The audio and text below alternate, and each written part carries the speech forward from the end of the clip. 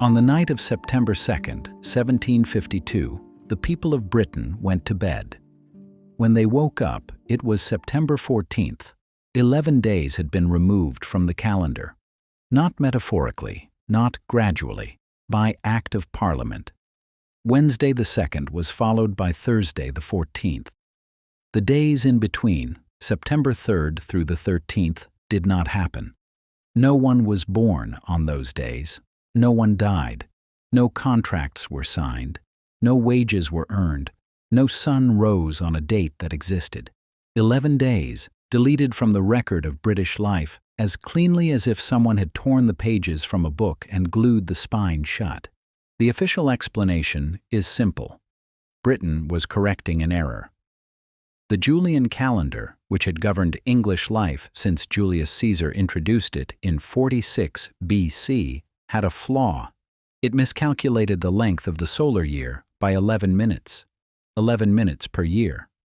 Not much, barely noticeable across a lifetime. But across 16 centuries, those 11 minutes had accumulated into 11 days.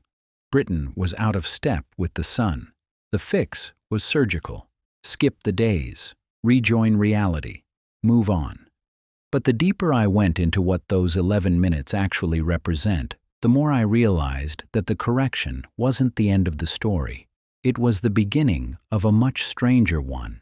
If you're finding this investigation as unsettling as I did, stay with me, because what I found next is the part they never explain. Here is the most basic version of the problem. Julius Caesar's astronomers calculated the solar year at 365 days and 6 hours. That's why they added a leap day every 4 years, one extra day to account for the 4 accumulated 6-hour surpluses. Elegant, simple, and wrong. The actual solar year, the time it takes the Earth to complete one full orbit around the Sun, is 365 days, 5 hours, 48 minutes, and 45 seconds. The difference between Caesar's calculation and reality is 11 minutes and 15 seconds per year. 11 minutes that the calendar added to each year that the sky didn't actually contain. 11 minutes doesn't sound like much, but time is cumulative, and the cumulation is relentless. After 128 years, those 11 minutes add up to a full day. After 1,000 years, roughly 8 days. By 1582, when Pope Gregory XIII finally addressed the problem, the calendar had drifted 10 days from the solar year. By 1752, when Britain finally adopted the Gregorian reform, the drift had reached 11. This raises a simple but critical question. If the error was known, if astronomers could calculate it, if the drift was measurable and its consequences visible in the shifting date of Easter and the misalignment of the equinox, why did it take 1,600 years to fix? The official explanation is religion and politics. The Gregorian reform was a papal decree. Protestant England refused to adopt a Catholic calendar. National pride trumped astronomical accuracy. Britain would rather be wrong by 11 days than submit to the authority of Rome. And certainly, that's part of the story. The Calendar Act of 1750 was carefully worded to avoid even naming the Gregorian calendar by name. So deep was the Protestant suspicion of papal influence. But here's what the official explanation doesn't address. During those 1,600 years of accumulated error, every date in the British calendar, every birthday, every harvest festival, every saint's day, every rent payment, every legal contract, every seasonal marker that connected human life to the astronomical year was slowly, imperceptibly drifting away from the reality it claimed to describe. Christmas, which was supposed to fall near the winter solstice, was creeping away from it. Easter, which was supposed to be calculated from the spring equinox, was sliding out of alignment. The entire calendar, the system that told a civilization where it stood in relation to the sun and the seasons, was lying. And it had been lying for so long that the lie had become invisible. The evidence suggests something much larger than a mathematical error. Because here's the deeper question. What does it mean to live inside a calendar that doesn't match the sky? Not for a day, not for a year, for centuries, generation after generation, born into a system that tells you it's spring when the equinox says otherwise. That tells you the year is a certain length when the sun says it isn't. That adds 11 phantom minutes to every year, minutes that exist on paper but not in the orbit of the planet, minutes that accumulate silently, invisibly, pushing the entire framework of human time further and further from the reality it's supposed to measure. You don't feel 11 minutes. That's the point. You don't feel the drift. It's too slow, too small, too far below the threshold of a single human life to register. But the culture feels it. The institutions feel it. The festivals drift. The seasons stop aligning with the dates assigned to them. And slowly, so slowly that no single generation notices, the calendar stops being a mirror of the natural world and becomes something else entirely. A political document, an institutional framework, a system that no longer reflects the sky but replaces it. As if they were following instructions they didn't fully understand. Now let's talk about what happened when the 11 days were finally removed. Because the removal tells you more about what time means to power than the error ever could. On September 2nd, 1752, Britain went to sleep under one calendar and woke up under another. The government promoted the change with the slogan, "The new style, the true style." The opposition, the Tories, responded with a cry that has echoed through history ever since. "Give us our 11 days." The phrase appeared on a banner in William Hogarth's 1755 painting An Election Entertainment, a satire of the chaotic 1754 Oxfordshire elections. The banner lies on the floor of a bawdy tavern, trampled among the debris of a political dinner. Whether actual riots occurred is debated. Most historians now believe the so-called calendar riots were more myth than reality, an urban legend that grew from Hogarth's satire and was repeated until it calcified into fact. But the sentiment was real. People were afraid, not of losing 11 days of life, though some believed exactly that. They were afraid of something more fundamental, that the government had the power to change time itself, that a date could be declared non-existent by parliamentary vote, that the framework within which you measured your own existence, your birthday, your anniversaries, your sense of where you stood in the year, could be altered by an authority you didn't control. The silence was deafening, because look at who was affected and how. Workers feared losing 11 days of wages. Landlords and tenants fought over whether rent was owed for the missing period.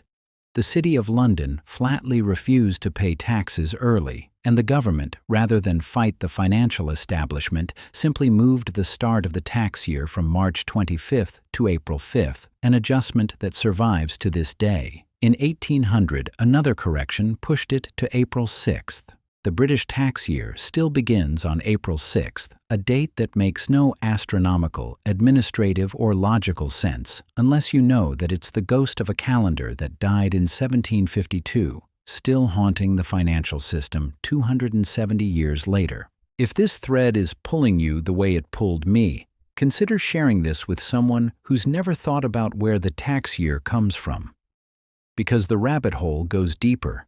The pattern repeats with unsettling precision. Every time an authority corrects a calendar, the correction reveals more about the authority than about the time. When Pope Gregory removed 10 days in 1582, Catholic Europe obeyed and Protestant Europe refused. When Britain removed 11 days in 1752, it moved the tax year rather than lose revenue. When Russia finally adopted the Gregorian calendar in 1918 after the Revolution, It had to skip 13 days, the error having accumulated further during the centuries of refusal.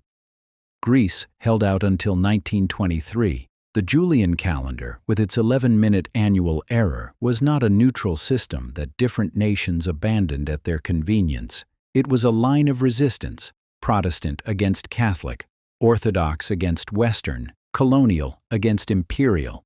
The calendar was never just a calendar, it was a flag. And the 11 minutes that caused all of it, they're still there. Not in the Gregorian calendar, which corrected the annual drift to within 26 seconds per year, but in the deeper question that the 11 minutes represent. Who measures time? Who decides how long a year is? Who defines the framework inside which an entire civilization organizes its planting and its harvesting, its festivals and its contracts, its sense of season and its sense of self? The deeper I went, the more I found that the 11 minutes were never really about astronomy. They were about authority. Caesar's astronomers got the number wrong by 11 minutes, and for 1600 years, the error was preserved because the institution that owned the calendar, first Rome, then the Church, then the Protestant state, had more invested in the stability of the system than in its accuracy. The calendar wasn't wrong because no one noticed. It was wrong because fixing it meant admitting that the framework was flawed, and frameworks don't like to admit flaws. They'd rather drift. This raises a simple but critical question. What else is drifting right now? What other systems, what other measurements, what other institutional frameworks that we treat as fixed and natural are quietly accumulating 11-minute errors that no single generation can feel, but that centuries will make undeniable? I want to pause here and ask something that isn't usually asked in the context of calendar history. What did the people of Britain actually lose on the night of September 2nd, 1752? Not 11 days. The sun still rose 11 times. The earth still turned. The crops still grew. The physical world didn't skip. Only the counting skipped. Only the names of the days disappeared. Only the framework that humans had laid on top of reality was adjusted. The time itself was never missing. It was the calendar that was wrong. And that might be the most unsettling realization of all. The 11 days weren't stolen from the people. They had never belonged to the people in the first place. They were surplus. Phantom days, generated by 11 phantom minutes per year, accumulating across 16 centuries of institutional inertia into a gap between the calendar and the sky that finally grew too large to ignore. The days that were taken in 1752 were days that should never have existed. They were the product of a miscalculation so small that it was invisible to any individual who lived inside it, and so large that it eventually displaced the entire system. 11 minutes. That's all it was. 11 minutes per year. And it bent the calendar of the Western world so far from reality that an act of Parliament had to delete 11 days to bring them back into alignment. And even then, the scar of the correction is still visible in the British tax year, in the ghost dates of old festivals, in the folk memory of a night when the government told you to go to sleep on Wednesday and wake up on Thursday and pretend that the days in between never happened. I don't have a complete theory. I have a question that multiplies the deeper I look. Why was a known error preserved for 16 centuries? Why did institutions choose drift over correction? Why did fixing the calendar require an act of political will so controversial that it became the subject of protest, satire, and legend? Why does the correction still haunt the British tax code? And what other 11-minute errors are accumulating right now beneath the surface of systems we trust, too small to feel in a single year, too large to ignore in a century? I'll leave you with this. If you followed this thread all the way down, share it. Because the next time someone asks what day it is, consider that the answer depends entirely on which system you trust, who built it, who corrected it, and what they were willing to delete to make the numbers work. Somewhere between September 2nd and September 14th, 1752, There are 11 days that your ancestors lived through, but that no calendar recorded. The sun rose, the birds sang, people ate and worked and slept, and then a law declared that none of it happened, not because the days weren't real, because the system that counted them was wrong. And rather than admit that the system had been wrong for 1,600 years, the authorities found it easier to erase the evidence, 11 minutes per year. That's what started it. Less time than it takes to boil an egg. And it deleted 11 days from the history of a nation.